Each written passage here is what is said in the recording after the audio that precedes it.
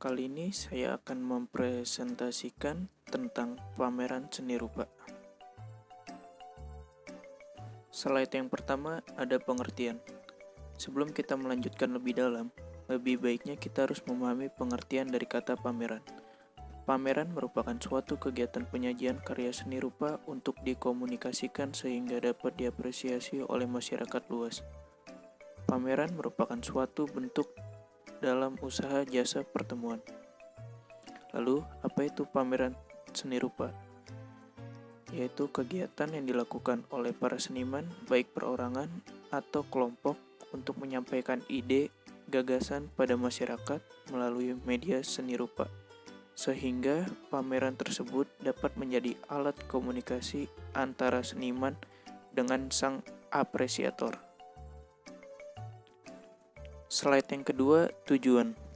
Tujuan yang pertama adalah sosial, yang memiliki arti yaitu kegiatan pameran seni rupa baik dalam skala besar maupun dalam skala yang terbatas. Karya seni yang dipamerkan dapat digunakan untuk kepentingan sosial. Tujuan yang kedua, kemanusiaan.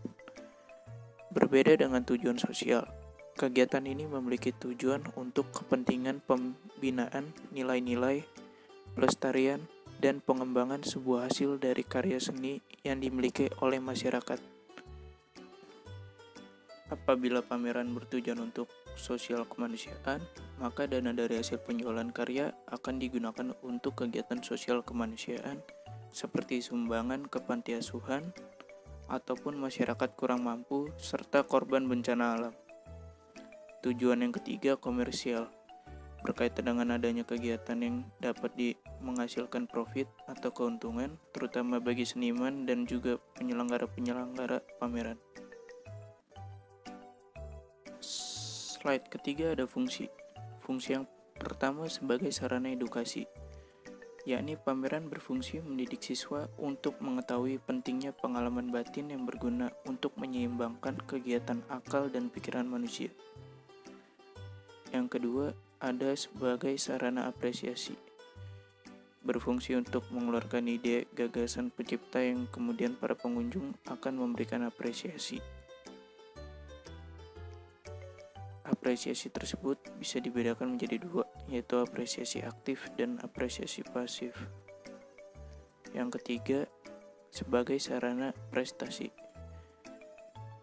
yakni pameran dapat menjadi ajang sebuah kompetisi bagi para pencipta seni.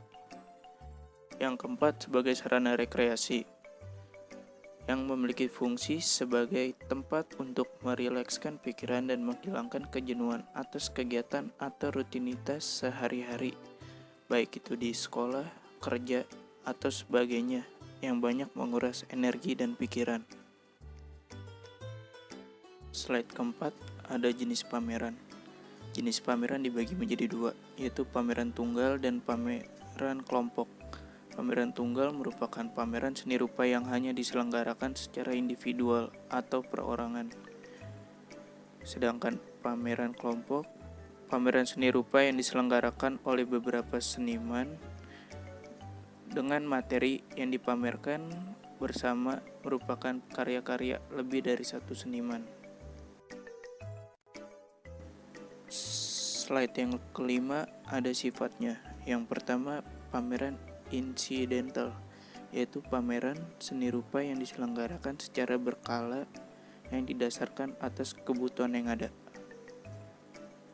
Yang kedua, pameran rutin. Pameran rutin yaitu pameran seni rupa yang diselenggarakan pada periode tertentu secara tetap dan berkelanjutan.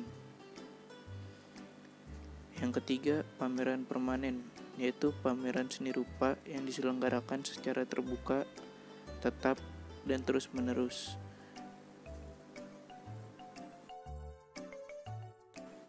Slide yang keenam, merencanakan pameran. Yang pertama ada menentukan tujuan. Ini merupakan langkah awal yang harus diperhatikan, apakah pameran akan bertujuan komersil, menyuarakan isu sosial, atau kemanusiaan.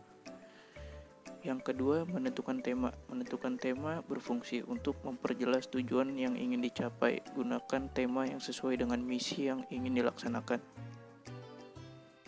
Ketiga, menyusun kepanitiaan. Penyusunan struktur organisasi yang sesuai dengan kebutuhan, situasi dan kondisi tempat dan instansi yang mengadakan pameran akan memastikan setiap individu bekerja sesuai dengan tanggung jawab masing-masing. Yang keempat, menentukan waktu dan tempat. Penentuan waktu dan tempat pameran yang diselenggarakan harus disesuaikan dengan tujuan dan tema yang telah ditentukan sebelumnya.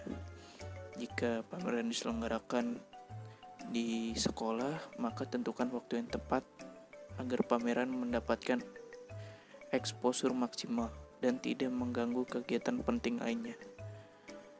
Maka gunakan seperti hari Jumat sampai Sabtu. Tentukan tempat yang strategis dan memadai. Kelima, menyusun agenda kegiatan.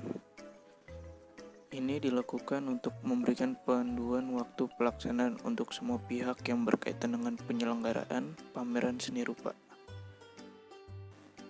Yang keenam, menyusun proposal kegiatan, yaitu sebagai pedoman pameran tertulis yang sistematis dan sangat bermanfaat untuk semua pihak penyelenggara dan pihak luar yang ingin ikut terlibat secara tidak langsung, misalnya melalui sponsorship.